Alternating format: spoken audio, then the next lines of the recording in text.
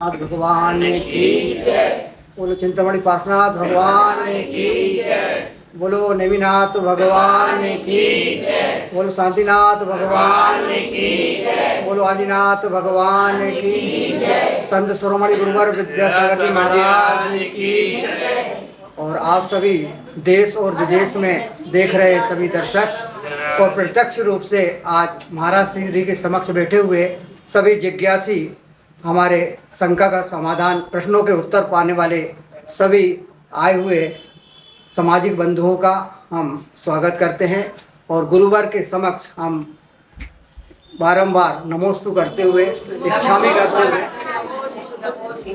आप सभी दर्शकों की ओर से आज का आप सभी के जवाब और गुरुवर के उत्तर दिए जाएंगे, प्रश्नों के आपके शंका को समाधान किया जाएगा।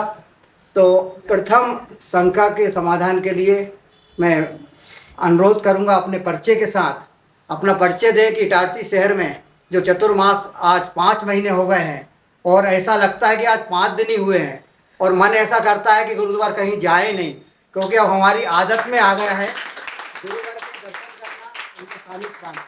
तो आज प्रथम जगह अपनी संख्या और अपने सवालों को लेकर आपके सामने आ रही हैं। नमस्ते महाराज जी, मैं रीना जैन इटारसी से।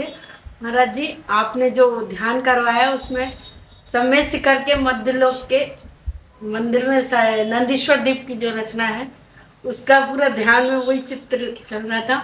और महाराज जी, उसमें जो ढोलक का आकार बनाया है उसका क्या अर्थ है महाराज जी? वो चारों तरफ भगवान है और कहीं दूर दूर पे थोड़े ढोलक, उसका क्या अर्थ है? मुझे लग रहा था ध्यान में करा रहा हूँ। ध्यान करने वालों को हो सकता है कठिन लगे, क्या करा रहा है महाराज। ये नंदीश्वर द्वीप में भी मनुष्य जा नहीं सकते तो कैसे जानकारी मिलेगी वहाँ क्या है। मगर बहन जी ने जो बताया बहुत अच्छा कि आप लोगों ने जो जिनालय के दर्शन करते उसको सार्थक कर दिया। यहाँ हमारे कई जगह सम्मेश शिखर जी में, जबलपुर में मड़िया जी में और भी कई जगह नंदीश्वर की रचना बनी हुई है। आप लोगों को ये उससे मिलान कर लेना चाहिए।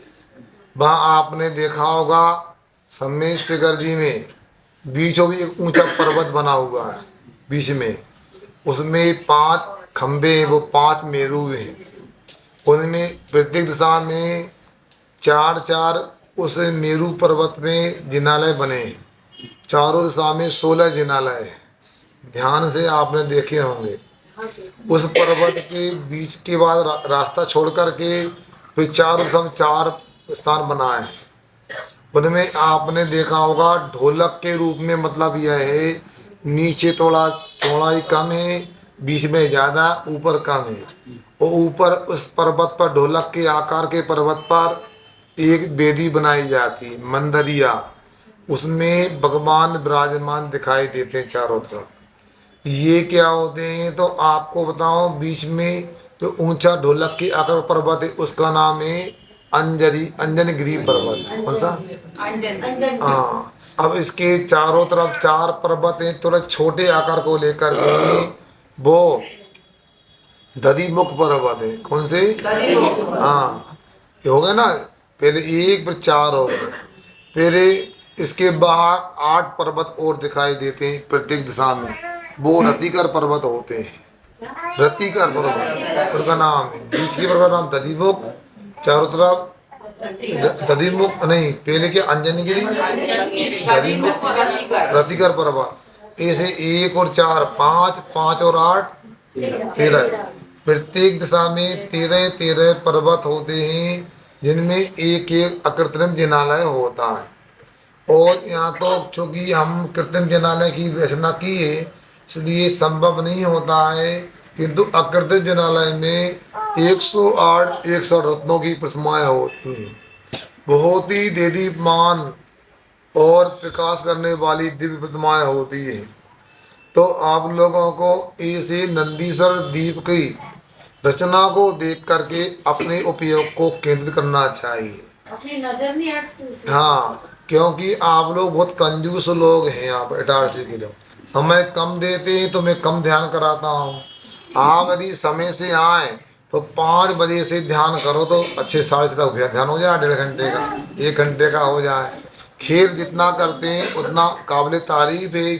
तो आप लोगों को ऐसा ही ध्यान करके अपने अशुभ उपयोग को शुभ उपयोग की ओर ले जाना चाहिए। ये इटारसी का ही योग है। अभी तक इतने चतुर्मास हमने गुरु जी के सानिध्य में और परोक्ष में किए। हमने ध्यान का लगातार कार्यक्रम पहली बार इटारसी में ही संपन्न कर रहे हैं। अब नेमावर्ष से आए और गुरुवर के सानिध्य में रहने वाले परम पूजनीय ब्रह्मचारी भैया श्रेयांश भैया जी अपने सवाल गुरुवर के समक्ष रखेंगे। परम पूज्य मुनि श्री के श्री चरणों में नमस्ते।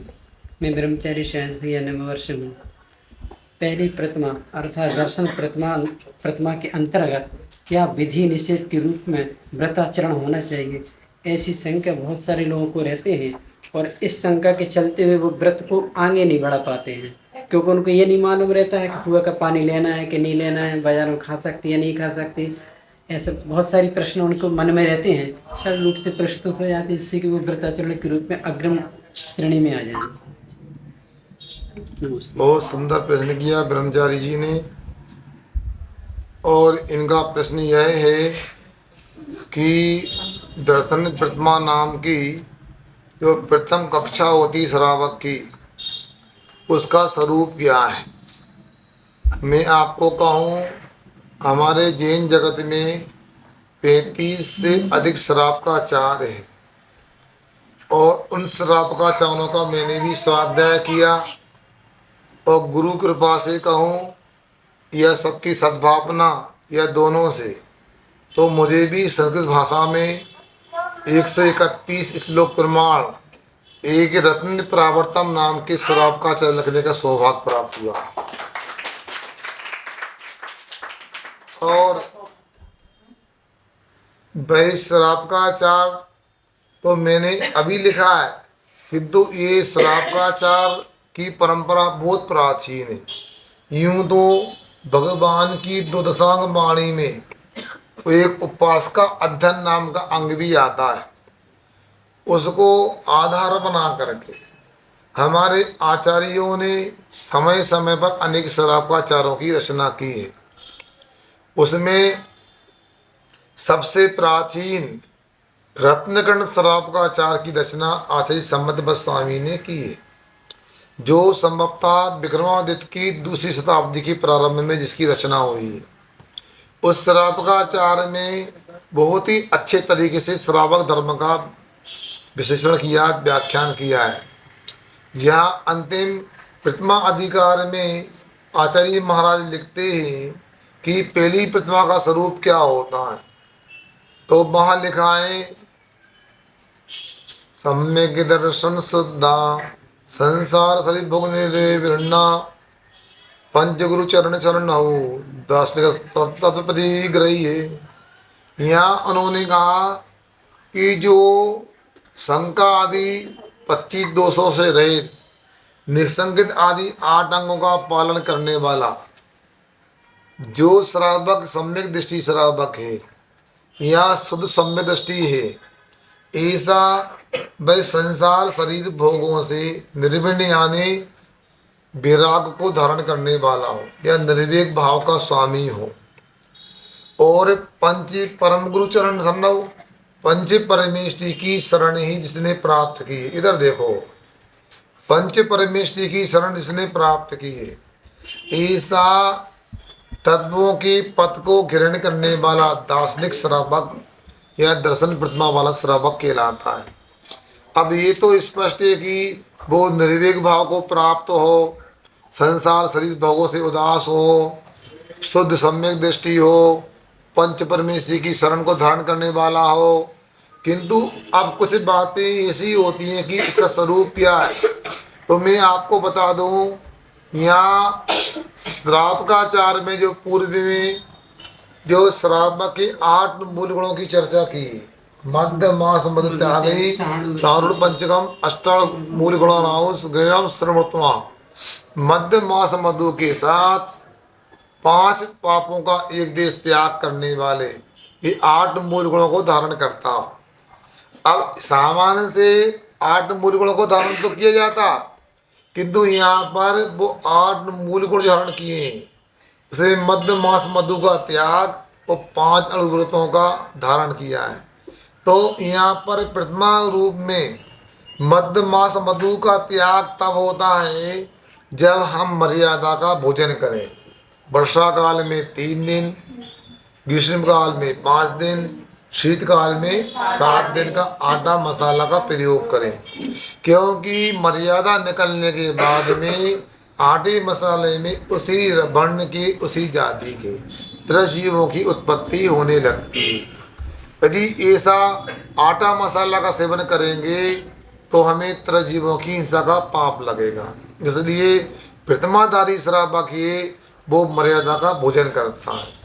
रात के भोजन का त्याग करने से अहिंसा का पालन होता है, और इसलिए वह सूर्यास्त होने के 48 मिनट पहले अन्न जल का त्याग कर देता है, और सूर्य उदय होने के 48 मिनट तक वो उस त्याग को बना करके रखता है। ऐसा यहाँ पर जानना चाहिए। उसमें मध्यमास मधु का त्याग कराया है, इसलिए आप लोगों को ध्यान रखना चाहिए। जो दवाइयाँ बाजार में उपलब्ध होती हैं, यदि पतली होती हैं, द्रवित होती हैं, तो उसमें अल्कोहल भी होता है। मद्य को शराब बोलते हैं, मादक द्रव्य इसको बोलते हैं। उसमें शहद का प्रयोग भी होता है। इसलिए कभी भी अपने को उन दवाइयों का सेवन नहीं करना जिनमें मध्य मास मधु का प्रयोग किया गया हो। और यदि नहीं भी डला है तो पतले पदार्थ जो होते हैं उसमें जो चीनी आदि का प्रयोग करने से वो मद्य का रूप ही धारण कर लेते हैं। इसलिए अपने को अशुद्ध दवाई का सेवन नहीं करना। कोई चूर्ण के रूप में, टिकिया के रूप में कोई दवाई होती है, उसमें भी अपने को ध्यान रखना चाहिए उसमें कहीं मध्य मास मधु का प्रयोग तो नहीं हुआ, अर्थात जिसमें त्रिजीवों की हिंसा नहीं हो ऐसी औषधि का सेवन करने का निषेध नहीं। चाहे वो आयुर्वेद की हो, चाहे एलोपैथी की हो, चाहे यूनानी हो, चाहे दूसरी कोई पद्धति की हो, मगर अपने को शुद्ध दवाई का, औषधि का ही सेवन करना चाहिए। अब सामायिक आदि को लेकर चर्चा होती है, तो यहाँ पर सामायिक की कोई चर्चा नहीं की गई है।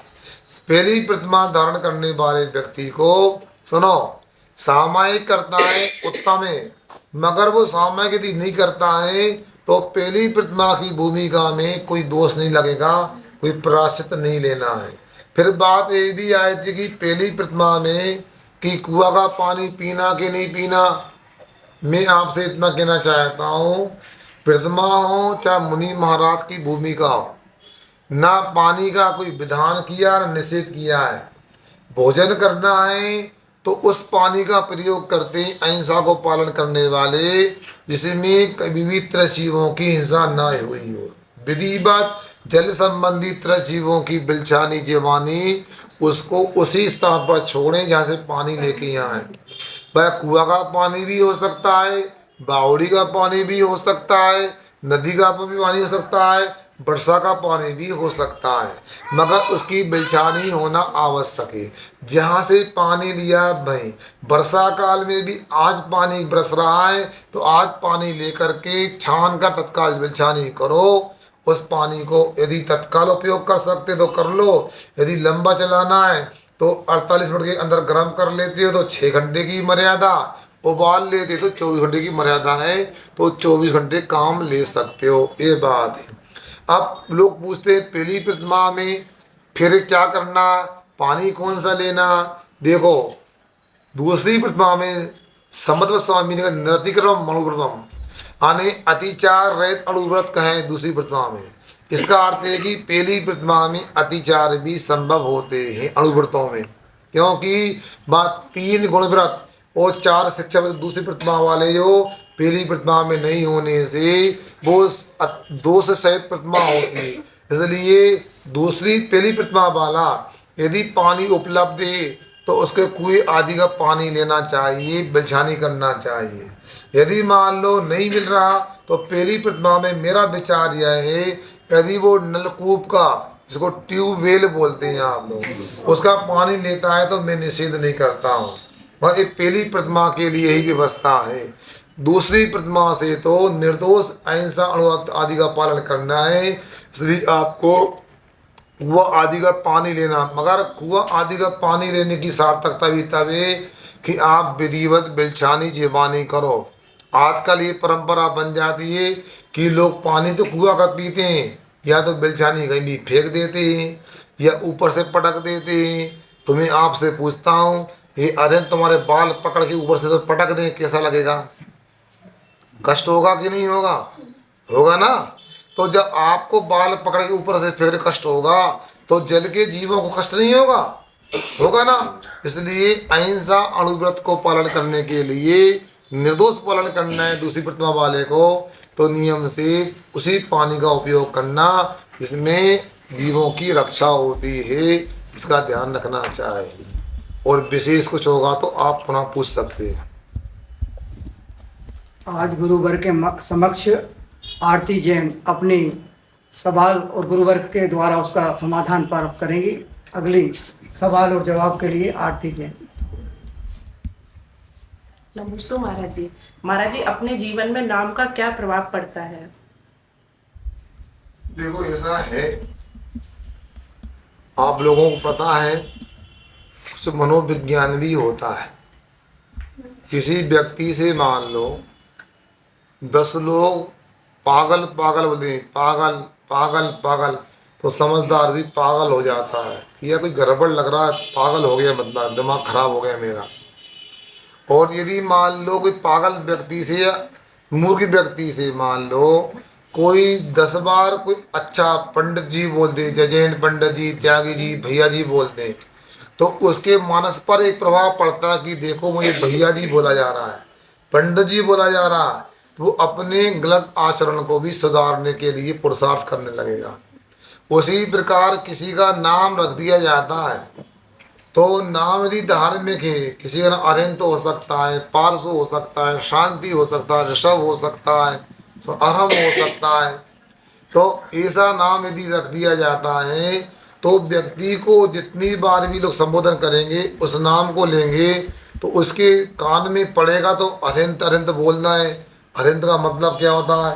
अरे मेरा नाम तो अरिहंत है, ऐसा क्या हो गया बताओ कि मैं गलत कर रहा हूँ, तो नाम का प्रभाव तो पड़ता। इसलिए दक्षिण में जहाँ तक नाम सुनते हैं, दक्षिण भारत में तीर्थंकर आदि को लेकर के ही नाम रखे जाते हैं, और यहाँ पर हम लोग उत्तर भारत में मन चाहे कुछ भी नाम रख देते हैं। इसलिए आप लोगों को ये ध्यान रखना चाहिए, विद्यालय के नाम हो चाहे क्या बोलते हैं निकनेम, चालू नाम, वो भी आपको उल्टा सीधा नहीं रखना चाहिए। अब बताओ, अब अच्छा भरा लड़का है, उसको हंसी मजाक में ए सड़े, अब सड़े बताओ, अब उसका नाम सड़े बोलेंगे सब लोग, सड़े क्या है? कल्लू बोलते, जो गोरा हो उसको कल्लू। अब बोलते तो हैं मगर कभी कभी उसका प्रभाव अलग हुआ। सड़े का मतलब क्या था? अब वो जब भी सड़े सड़े दिमाग सड़ जाएगा उसका पूरा। इसे अच्छा नाम होना चाहिए, संकल्प होता है, अनेकांत होता है, चिद्रूप होता है, निश्रेयांश है, अच्छे नामों का प्रयोग करना चाहिए। मगर हम लोग क्या होते हैं ना, हमें बोलने में अच्छे लगना चाहिए ना, नए नए नाम, नाम नया हो पुराना उसका सही अर्थ निकलना चाहिए। मेरा हमेशा एक पक्ष रहता है। महाराज जी, एक ऑनलाइन प्रश्न आया है, प्रवीण जैन भोपाल से पूछ रहे हैं, महाराज जी अपने दुख को किसी को ना बताएं ऐसा गुरुवर बोलते हैं, और सुख को सबको बताएं, इसका क्या तात्पर्य? देखो राजेश जी, ऐसी बात है,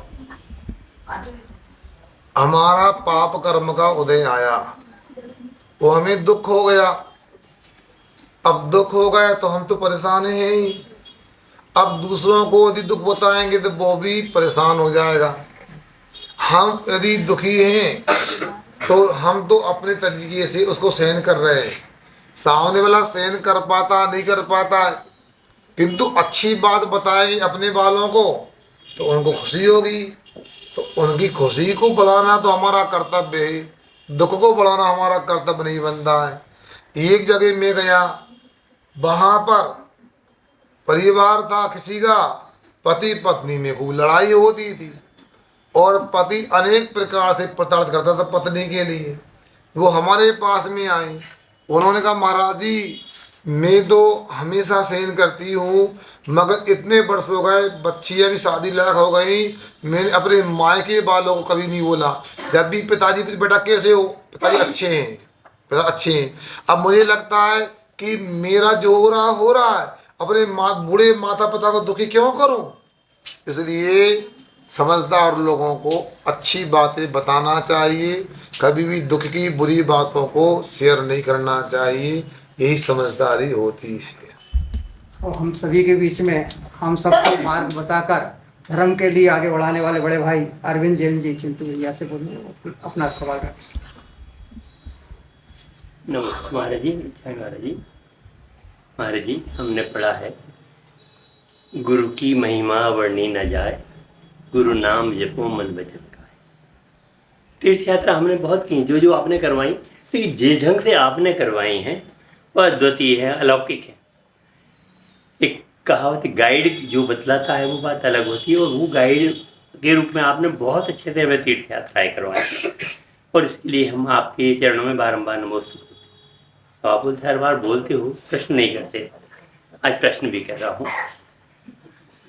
पहले एक बात और बोल दूँ, कल मैंने जो निवेदन किया था शायद उसका थोड़ा सा असर पड़ा, और उसका असर पड़ जाए और आपके सामने सब कुछ हो जाए तो बहुत अच्छा रहे। अब मेरा प्रश्न ये महाराज जी, अकृत्रिम जिन चैत्यालय जो होते हैं उनमें जो प्रतिमाएं विराजमान होती हैं वो भी अकृत्रिम होती हैं या उन्हें देवलोग कहीं से लाते हैं? नमस्कार। देखो वकील साहब, अकृत्रिम का मतलब जो कर्ता के द्वारा बनाया नहीं गया। अब ऐसा नहीं होता कि आधा काम अकृत्रिम हो, आधा किसी कर्ता के द्वारा किया गया हो, एक व्यवहारिक लगता भी नहीं है। इसलिए अकृत्रिम जिनालय में पूरी व्यवस्था अकृत्रिम ही होती है, क्योंकि अनेक जगह अकृत्रिम जिनालय होते हैं, ऊर्ध्व लोक में भी होते हैं, अधोलोक में भी होते हैं, मध्य लोक में भी होते हैं, घाय द्वीप के अंदर भी हैं, बाहर भी हैं। तो ये तो प्रकृति से अनादि निधन हैं। जैसे प्रकृति पर्वत हैं, जंगल हैं, इनको कोई ने बनाया नहीं, वैसे ही इन जिनालयों को नहीं बनाया, प्रकृति से। अब जो गंगा सिंधु आदि नदियां हैं जहाँ गिरती हैं वहाँ पर भी अकृत्रिम जिनबिंब उपलब्ध होते हैं, इसलिए गंगा सिंधु नदी आदि को पवित्र माना जाता है। तो जहाँ जहाँ अकृत्रिम जिनालय है उनकी प्रतिमाएं, उनका जो बेहवावे प्रातिहारी आदि हैं, सबके सब अकृत्रिम ही होते हैं, किसी को तो बनाया नहीं जाता है। वर्तमान में हम लोगों का ऐसा पुण्य का उदय नहीं है कि हम वर्तमान पर्याय के साथ में उन अकृत्रिम जिनालयों की वंदना कर सकें, मगर चतुर्थ काल में मनुष्यों को भी यथा योग उनको अकृत्रिम जिनालय आदि के दर्शन भी हुआ करते थे। आज भी कोई पुण्यात्मा हो तो निषेध नहीं है, क्योंकि जब यहाँ से कुंद आचार्यों को लेकर किसी विद्वानों का कहना है कि उन्हें विदेश क्षेत्र सिमंदर परमात्मा के पास ले गए थे देवसाता से, तो संभव है कि जो हमारे हिमवन आदि पर्वत हैं, कुलाचल पर्वत हैं, उन पर भी अकृत्रिम जिनालय उनके दर्शन करने का निषेध नहीं है, मगर ऐसा सुनने को नहीं मिलता है, ऐसा जानना चाहिए। एक बात बीच में बता देता हूँ, प्रसंग आया है कि अकृत्रिम जिनालय की बात तो नहीं, बात तो कृत्रिम जिनालय की ही है, मगर बात यह है कि भरत चक्रवर्ती ने कैलाश पर्वत पर त्रिकाल 24 की रचना की थी, जिनालय बनवाए थे। वो जिनालय आज अपने लिए उपलब्ध नहीं है। जिनालय तो है मगर हमारा ऐसा पुण्य नहीं है उनकी हम दर्शन कर सकें। किंतु स्वर्गीय रतनलाल जी बेनाड़ा जो विद्वान हुए आगरा में, उनने एक बार प्रसंग सुनाया था कि एक कोई विद्वान हुए या कोई श्रावक हुए हैं, बड़े साधक थे, और उन्होंने एक बार मन में विचार आया और जिद कर ली। वो कैलाश पर्वत पर चले गए कि मेरा अन्न जल का त्याग, और जहाँ तक जा सकते थे तिब्बत की सीमा तक बर्फीले स्थान पर, वहाँ बड़े अन्न जल का त्याग है, जब तक मैं भरत चक्रवर्ती के जिनालयों के दर्शन नहीं करूँगा तब तक। उन्होंने आंखें बंद की। देवों ने, जो रक्षक देव हो सकते जिनालयों के, उन्होंने उनको अचानक वहां से उठा करके उन भरत चक्रवर्ती की जिनालयों के दर्शन करा दिए और कुछ समय के बाद वहीं लाके छोड़ दिया। उन्होंने एक पुस्तक ली, मेरी कैलाश यात्रा। वो पुस्तक शायद बेनार जी को उपलब्ध थी, मैंने नहीं देखी है। तो ऐसा होता है, इसलिए हमारा पुण्य नहीं है, मगर इतना निश्चित है, त्रिलोक परिणति आदि ग्रंथों में स्पष्ट है कि अकृत्रिम जिनालयों में प्रतिमा भी अकृत्रिम ही होती है। एक बात और बता दूं, कुछ लोगों के मन में भ्रांति हो सकती है कि ये भगवान की जो प्रतिमा बनाई है काल्पनिक है, या ये धर्म ध्यान के योग नहीं है, ये पूजनीय नहीं है, यह पाषाण है। ये उन लोगों को मैं कहना चाहता हूँ, अपने को आगम से इन सब बातों का स्पष्टीकरण कर लेना चाहिए, क्योंकि आगम चक्षु साहू का है। क्या जो सज्जन पुरुष होते हैं, साधु लोग होते हैं, आगम को ही अपना नेत्र बनाते हैं। इसलिए हमारे यहाँ पर सठखंडागम जी ग्रंथ उपलब्ध हैं, जो लगभग 2000 वर्ष पहले आचार्य धरसेन स्वामी के उपदेश से आचार्य पुष्प भूतवली ने लिखे हैं। इसके बाद में यतिवर्ष स्वामी त्रिलोक परिणति ग्रंथ लिखा है, और शायद निवेशित आचार्य त्रिलोक सार ग्रंथ लिखा है, और भी हमारे आचार्यों की कुंद आचार्य आदि की प्राकृत भक्ति है, पूजपा स्वामी की जो संस्कृत की भक्तियाँ हैं उनमें चेत भक्ति आदि भी आती है। इनसे सिद्ध होता है कि ये भगवान के मंदिर और प्रतिमाओं की परंपरा अर्वाचीन नहीं, अनादि निधन है, और ये अकृत्रिम और कृत्रिम के रूप में आज भी उपलब्ध है।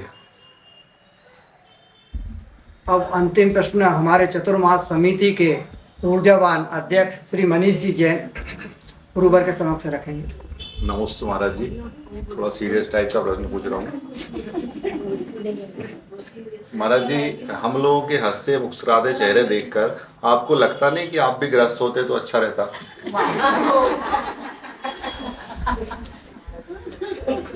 देखो ऐसा है,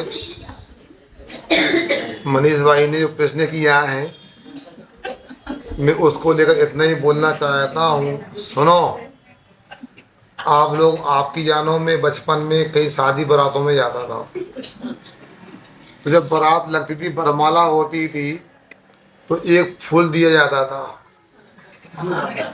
वो फूल प्लास्टिक का होता था, उसमें थोड़ा सेंट इत्र वगैरह लगा करके देते थे, लो ले। तो हमें पता होता था ये जो फूल है ना, ये सचमुच का नहीं, पौधे से नहीं टूटा है, ये प्लास्टिक में इंद्र छिड़क करके हमको पकड़ा दिए समझाने के लिए, फूल की सुगंध ले लो। उसी प्रकार आपके हंसते खिलखिलाते चेहरे हमको समझ में आते हैं, ये हंसना खिलखिलाना ये बनावटी यथार्थ नहीं है।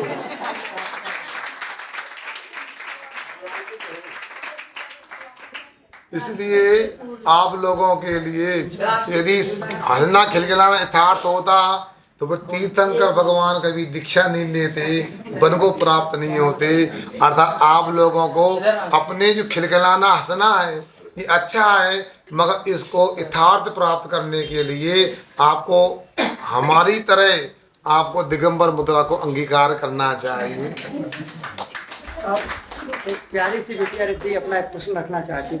नमस्ते महाराज जी, क्षमी महाराज जी। महाराज जी, मेरा प्रश्न ये है कि आहार दान क्या फल मिलता है? बोल रही है, आहार दान करने से क्या फल मिलता है? हो सकता है इसको कल से आहार देने का भाव बन रहा होगा, इसलिए वो फल पूछ रही है। देखो बेटा, ऐसा है, सुन रहे कि नहीं? कहाँ गई? देखो, किसान खेत में एक दाना डालता है, उस दाना खेत में डालने का क्या फल मिलता है? 50 दाने प्राप्त होते हैं। सुनो, एक दाने के 50 दाने प्राप्त होते हैं। मगर शास्त्रों में लिखा है जो धर्म साधु को आहार दान देता है, पाठशाला में ज्ञान दान करता है या अन्य प्रकार के दान करता है तो उसके लिए बट वृक्ष की तरह फल की प्राप्ति होती है। आपने बरगद का पेड़ देखा होगा, इटारसी के तो छोटे छोटे पेड़ हैं, कोलकाता में एक बरगद का पेड़ है। सुनते हैं वो बरगद का पेड़ एक खसखस के दाने से छोटा उसका बीज होता है, वो कई किलोमीटर में फैला हुआ है। कई वनस्पति वैज्ञानिकों ने वहाँ प्रयास किया, शोध किया, आज तक ये पता नहीं कर पाए कि इस बरगद के पेड़ का मूल तना कौन सा है। इतना लंबा चौड़ा विराट रूप उसका है किंतु बीज छोटा सा होता है। उसी प्रकार धर्म क्षेत्र में हम यदि एक कण का भी दान देते हैं, रोटी का गिलास तो बड़ा हो गया, एक चावल के दाने का टुकड़ा भी दान में देते हैं तो कई भवों तक अपने को भूखा नहीं रहना पड़ता, कई जन्मों तक अपने को प्यासा नहीं रहना पड़ता है। इसलिए हमेशा अपने को दान करते रहना चाहिए। और दूसरी बात, शास्त्र में संभवतः रहन शास्त्र ग्रंथ में लिखा है कि मुनि महाराज की अंजलि में जो रोटी का ग्रास देते हैं वो रोटी का ग्रास जो है अपने ही भविष्य में होने वाले मोक्ष मार्ग में या मुनि आर्य का पर्याय में पाते हैं। मतलब आज दान देते हैं, आहार देते हैं, जब मुनि आर्य का बनेंगे हमको भी निरंतर आहार का लाभ प्राप्त होने वाला है। ऐसे इसका अनंत गुणा फल होता है। हमेशा दान देने में कभी पीछे नहीं रहना चाहिए, अपनी सामर्थ्य के अनुसार दान देना चाहिए। शक्ति से अधिक भी नहीं देना और शक्ति से छिपा के भी नहीं देना दान।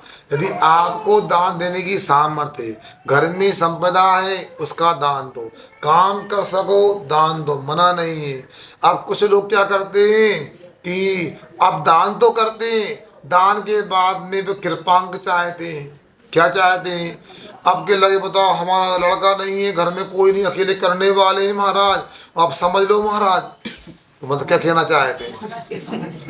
यदि घर में कोई करने वाला नहीं है देखने तो भैया आप अनुमोद ना कर लो।